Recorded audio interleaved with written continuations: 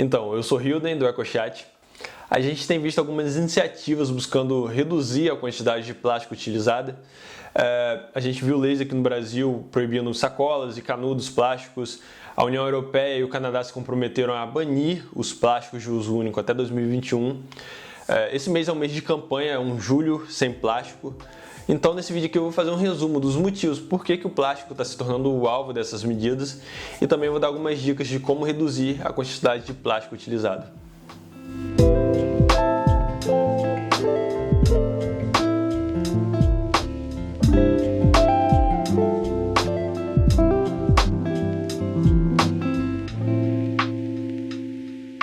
Então, o plástico é onipresente. Se você tentar viver um dia sem utilizar nada que contenha plástico, você vai ficar igual esse cara aí. O plástico está nas roupas, no piso, nos eletrodomésticos, nos eletrônicos, no encanamento. Você provavelmente vai ficar entediado, igual ele. Mas o plástico não é tão utilizado à toa. É um excelente material. Ele é leve, então a gente consegue transportar as coisas com mais eficiência, gastando menos combustível. Ele é barato, então mais pessoas têm acesso a produtos por eles serem feitos de plástico. Ele é versátil, existem diferentes tipos de plástico com diferentes características para diferentes funções. Ele é resistente e ele é durável, o que significa que seu produto não vai estragar com o tempo. Ele vai manter aquela qualidade, ele não vai ser consumido por cupim, por exemplo.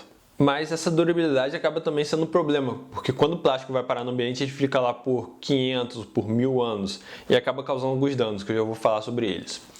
Em geral, todos os tipos de plástico têm sido alvos dessas medidas, mas tem um tipo especial que tem sido foco, que são os plásticos de uso único. Os plásticos descartáveis, aqueles que a gente usa por alguns minutos e alguns segundos e logo joga fora. São alguns resíduos banais que a gente gera diariamente às vezes. Aí você pode pensar, mas o plástico é reciclável. Bem, nem todo plástico é reciclável. Existem os termoplásticos que podem ser reciclados, mas existem também os termofixos, que você molda uma vez e depois disso já era. Você não consegue reciclar eles. Mas mesmo assim, nem todo plástico reciclável é reciclado. Só 9% do plástico no mundo é reciclado. E no Brasil essa taxa de reciclagem é de 1,2%. Só 1,2% é reciclado. Por uma série de motivos. Existem aquelas pessoas sem educação que jogam o plástico em qualquer lugar. Existem falhas na gestão de resíduos. Existem também problemas no mercado de reciclagem. O plástico é um produto tão barato que não incentiva a criação de um mercado para reciclagem. Então todo esse plástico que é descartado de forma incorreta, ele vai para onde? Ele vai para um terreno baldio do lado da sua casa e vira foco de mosquito e auxilia a transmitir doenças. Ele vai para um bueiro, entope e intensifica as enchentes. Ele vai para os rios, para os oceanos, aí você vai ter que fazer uma limpeza lá. Você vai ter problemas de turismo, porque ninguém quer ver um local cheio de plásticos, cheio de sujeira em geral. Ele vai causar danos também à fauna marinha.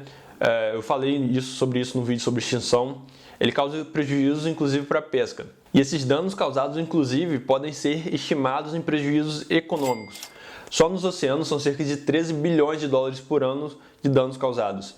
E se você olhar toda a cadeia, a maior parte dos prejuízos causados ao capital natural estão localizados na extração, na produção e no transporte. Então a gente tem que ter um olhar muito mais abrangente sobre toda a cadeia de produção e consumo do plástico para tentar tornar ela mais limpa e menos danosa ao meio ambiente. Outro problema relacionado ao plástico é que ele sofre intemperismo. Assim como uma rocha, ele começa a se desagregar em partículas cada vez menores. E quando essa partícula fica menor do que 5 milímetros, ela é chamada de microplástico. E esse microplástico já se espalhou, já foi encontrado em tudo que é lugar. Já foi encontrado no ar, na chuva, no sal de cozinha, nos nossos alimentos e nas nossas fezes. O que acontece? Existe o fenômeno da magnificação trófica. O plástico, o microplástico no ambiente, ele acaba entrando nos seres da base da cadeia alimentar e eles vai subindo ao longo da cadeia, vai se acumulando a cada etapa da cadeia alimentar, até chegar ao topo, e o topo é nosso. Existe até um estudo recente que estimou que a gente consome até 121 mil partículas de microplástico por ano. Isso é muito. Tem um vídeo muito bom do canal de Slow explicando sobre isso. E quais os efeitos causados pelo microplástico no nosso organismo? Bem, a gente não sabe ainda. A gente precisa de muitos estudos para saber do efeito dele no longo prazo.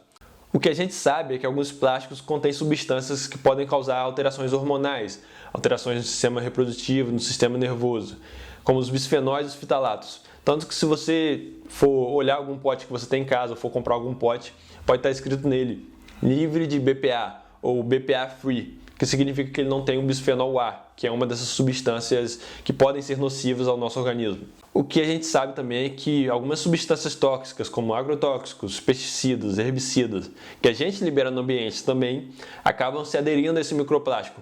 E como ele está voltando, vindo para o nosso organismo, isso pode estar causando alguns problemas também. Bem, por conta desses problemas, como eu disse, surgiram uma série de iniciativas buscando reduzir a quantidade de plástico. Os governos mesmo, desde 91, eles tomam essa iniciativa. Eles buscam, proibir, essa é uma alternativa. Eles proíbem o uso, a distribuição de alguns produtos de plástico, eles proíbem total ou parcialmente. E a outra alternativa que eles usam é taxar, aumentar o imposto sobre o plástico para desestimular o consumo e incentivar que outras soluções menos danosas ao meio ambiente tomem o mercado. Essas medidas têm funcionado, têm conseguido reduzir o consumo de plástico, mas isso precisa ser bem conduzido, discutido e implementado para que não cause alguns problemas. Aqui no Brasil, por exemplo, no caso dos canudos, você trocou o canudo muitas vezes por um copo de plástico, então você trocou um dano pelo outro. E teve também a questão que tinha uma demanda muito grande e as alternativas ao canudo de plástico não conseguiram suprir isso no mercado, então alguns lugares não puderam fornecer isso para os clientes. Os governos também buscam criar empregos com isso. O primeiro-ministro do Canadá, quando anunciou que ele iria banir os plásticos, ele anunciou que isso pode gerar cerca de 40 mil empregos, o que vai criar todo o mercado da reciclagem, que não existe atualmente, então você vai criar esse mercado e vai gerar empregos. Enfim, a gente não vai deixar de utilizar o plástico tão cedo, até porque as alternativas a ele causam mais danos do que ele mesmo.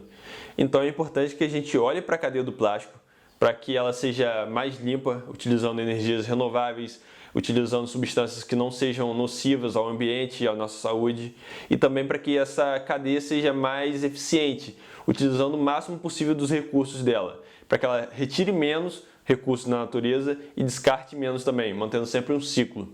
O que está mais próximo de uma economia circular, que é como a natureza funciona, não existe esse desperdício. O resíduo de um sempre serve como matéria-prima para outro. E claro, é importante a gente olhar para esses plásticos de uso único, diminuir o uso deles e também limpar a bagunça que já foi feita.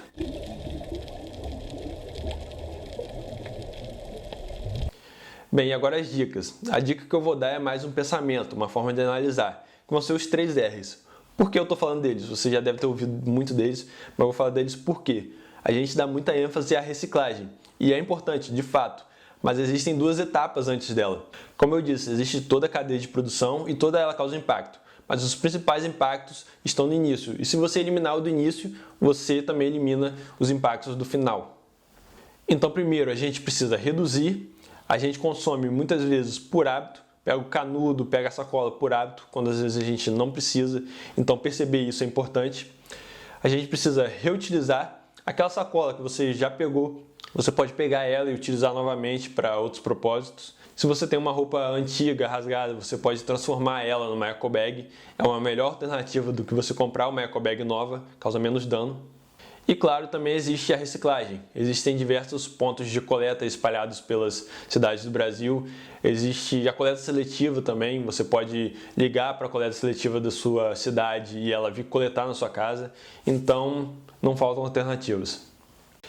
Eu ainda tenho que melhorar na questão do lixo, existem pessoas mais avançadas nisso do que eu, e eu queria recomendar 2 pessoas aqui para vocês, que seria a Fia Cortez, do canal Menos um Lixo, e também a Nicole, do canal Casa Sem Lixo. São 2 canais muito bons e que têm muitas dicas, muitas recomendações relacionadas a isso.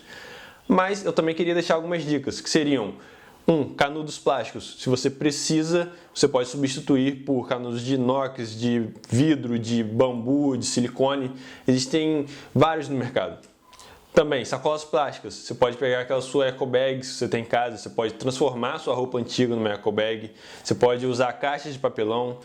Copos descartáveis, você pode levar a sua garrafinha. Você pode também ter um copo retrátil que ocupa menos espaço do que a garrafinha. No caso de talher, você pode levar seu talher de casa para utilizar ao invés de utilizar um descartável.